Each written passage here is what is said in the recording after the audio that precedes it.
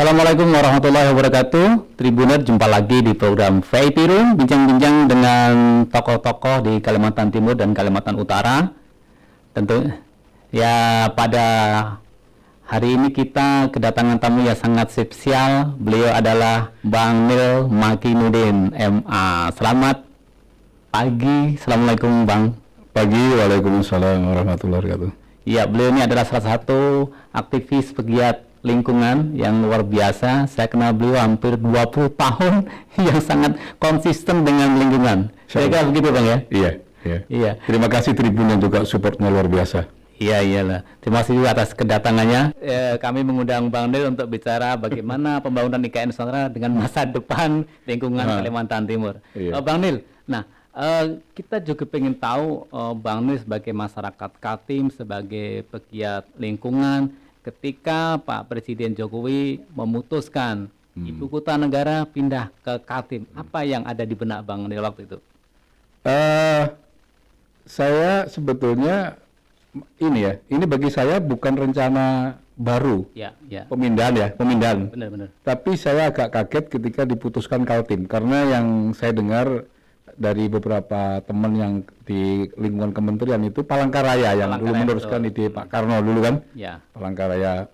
Nah, begitu yang kedua saya memperhatikan Pak Gubernur kita Pak Isran itu tidak kelihatan secara ini, tidak lobby, tidak ngoyo, tidak ini. Beliau, saya tanya, nah kalau diputuskan ya kita taat aja, kita ikuti aja. Kita kan bagian NKRI gitu.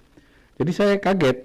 Ini Kaltim nggak kelihatan ngoyo pengen melobi, kalau tempat lain melobi kan, Kalsel, Palangkaraya, Kalbar juga melobi ke presiden atau ke bukan beberapa tokoh Kaltim juga sempat mendiskusikan kan, ya bahwa berharap memang ibu kota negara ini bisa pindah ke Kaltim. Iya, jadi memang umumnya reaksinya itu ya, sebetulnya kalau dari segi pribadi saya ya senang, tapi juga ada sedikit khawatir, tanda petik ya, khawatir dalam artian kita harus ikut ngawal. Ya. Jadi ini kan nanti menjadi ibu kota kelas dunia, ibu kota kebanggaan yang bukan hanya bangsa Indonesia. Karena nanti warga negara asing dari 100 hampir 200 negara itu kan berdiam di situ. Jadi artinya mereka bagian menjadi mundial, menjadi global gitu. Jadi ya harus ikut memastikan. Nah, kalau saya karena fokusnya concernnya di isu lingkungan, ya saya harus ikut memastikan, ikut mengawal sesuai dengan kapasitas di isu lingkungan. Jadi memang apa ya, kalau saya baca reaksi secara umum sebetulnya ada 3 Mas. Pertama itu kan yang pesimis. Yang pesimis ini kan penolakan ya dengan berbagai argumen. Yang kedua itu optimis, pokoknya harus dan kita setujui. Ibaratnya itu kayak tanda tangan cek kosong gitu. Wah, ini.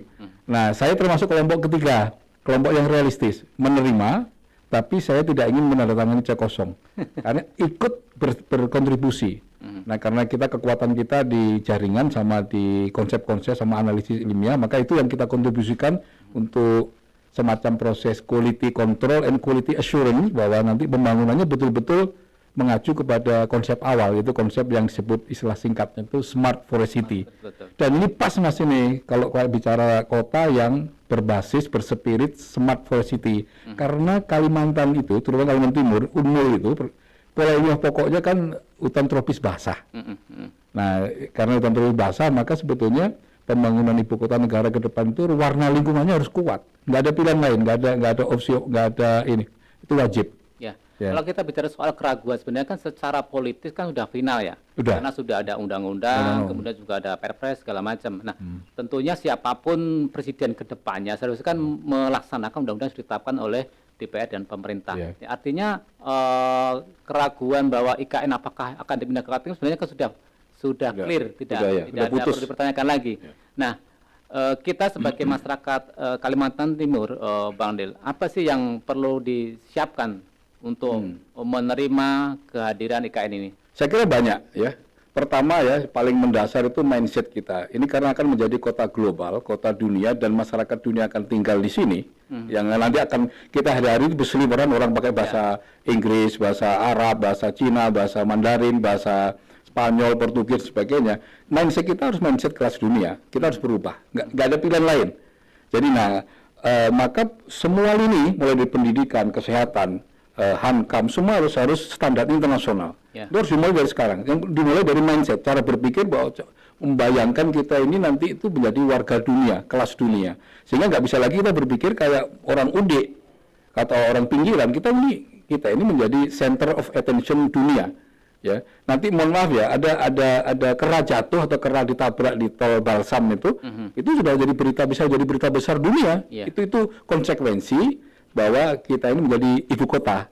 Jadi itu mindset yang pertama. Terus yang kedua adalah capacity. Capacity ini bicara keterampilan, jejaring, keahlian dan sebagainya. Jadi ini perlu dibangun. Jadi menurut saya semua ini saya nggak hanya bicara masalah lingkungan ya. Semua ini harus siap mendunia, mengglobal ini. Karena ini karena sudah putus tadi dengan Undang-Undang Nomor 3 tahun 2022, ini kan berarti IKN udah final, udah mau jalan. Jadi kita yang sekarang warga yang di dalam lokasi IKN yang saat ini maupun yang di luarnya itu ya kayak Penajam, Tenggarong, Samarinda, kan harus itu tadi berubah mindset, mempersiapkan kapasiti yang kita ibaratnya bertarungnya, berkompetisinya itu kelas internasional, kelas dunia. Apakah itu justru memunculkan semacam kekhawatiran ya? Karena kalau kita ketahui bahwa kesiapan SDM kita kan, mohon maaf, kita masih mungkin belum bisa berkompetisi dengan ketika orang-orang luar masuk ke ibu kota negara gitu. Nah, ini tentu kan menjadi PR besar juga nih Bang Nil ya. Nah, betul. Kira-kira sebelum kita bicara soal lingkungannya ya, apa sih yang perlu disiapkan terutama oleh pemerintah daerah juga dan beberapa stakeholder lah di Kaltim ini? Saya kira biasanya manusia itu kalau ada ancaman, tanda petik, ada tantangan itu justru biasanya muncul inovasi, muncul kreativitas, muncul ikhtiar yang komitmen yang kuat yang ini untuk berubah. Nah misalkan kalau kita biasa di apa-apa mudah, apa-apa enak, itu biasanya cenderung lalai. Nah ini momentum ini saya kira ya faktanya memang kita kalau kompetisi full dilepas gitu kita cenderung kalah ya dengan pendatang. Tapi yang bisa kita lakukan adalah mulai menyiapkan berbagai kebutuhan, mulai dari pembangunan fisik IKN sendiri, terus kebutuhan juga standar-standar pendidikan, standar kesehatan, standar sektor kehidupan yang lain, pariwisata segala macam dari sekarang. Jadi ini saya kapan itu ke Sulawesi Tengah ya, bulan Desember itu.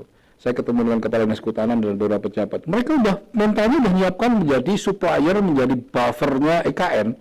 Termasuk menyiapkan tanaman durian, buah-buahan apa yang khas dari ini, makanan apa yang bisa ini. Selain batu, katanya itu selain batu koral dari Sulawesi.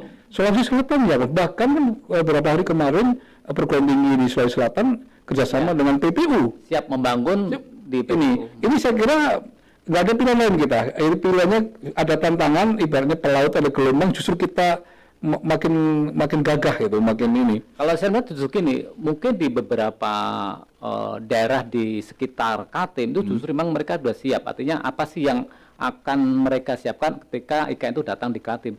Tapi menurut saya justru apakah ada kesan bahwa pemerintah daerah justru ternina-bubukkan bahwa karena nanti IKN pindah ke Kaltim, euforia, kegembiraan akhirnya justru lupa bahwa yang disiapkan, lupa menyiapkan diri. Iya betul. Bisa juga, tapi yang jelas saya lihat itu yang pertama yang dari segi perencanaan yang saya tahu itu beberapa RPJM, rencana pembangunan jangka menengah 5 tahun itu direvisi dengan adanya IKN ini dari provinsi, kabupaten, kota, sekaltim. Tata ruang juga direvisi.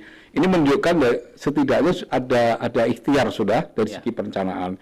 Nah yang kedua dari segi mindset tadi, menurut saya perlu juga mulai dibangun tadi, digelerakan mindset yang tadi berskala internasional. Ini peluang yang tidak akan datang 2 kali. Karena kalau kita tidak siap dan tidak mempersiapkan diri, itu pasti kita akan terpinggirkan, akan marginalize kalau bahasa Inggrisnya itu. Ya, jadi memang itu, dan saya lihat sudah dari segi perencanaan sudah. Memang mungkin perlu kalau harapan saya sih perlu lebih cepat, lebih akurat, lebih kelihatan kayak orang mau perang gitu loh. Itu harus seperti itu situasinya. Jadi ini ada kondisi darurat, emergency ya, tanda petik ya. Emergency bukan COVID, bukan apa, emergency kapasiti SDM kita, emergency bagaimana memastikan nanti ada sekitar gelombang pertama 1,5 sampai 2 juta orang datang plus sektor pendukungnya bla bla bla, itu kan bisa 3-4 jutaan orang. Ini nanti kan perlu rumah, perlu makanan, perlu wisata, perlu ini kan ruang usaha, ruang ekonomi kan luas sekali yang perlu disiapkan gitu. Kalau enggak nanti kembali lagi kita akan jadi pekerjanya orang-orang Kaltim, pendatangnya jadi tuan rumahnya gitu.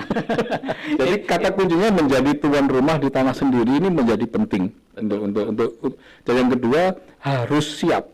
Jadi dan harus disiapkan. Nah, kepala daerah kan sebagai ibaratnya kayak orang berjamaah itu kan imamnya. Dia yang ngasih apa-apa, dia ngasih arah, dia harus siap. Jadi nanti sektor swasta, sektor yang lain saya kira biasanya yang lebih cepat siap itu sektor swasta karena mereka bisnis kalau nggak siap mati kan dia tergilas kan. Ya. Selain kalau kita misalkan diskusi dengan teman-teman di luar daerah terus selalu mengatakan wah Kaltim luar biasa dong, nanti ke depan pasti jadi ibu kota negara yang memang jauh dibanding di Jakarta sekarang gitu.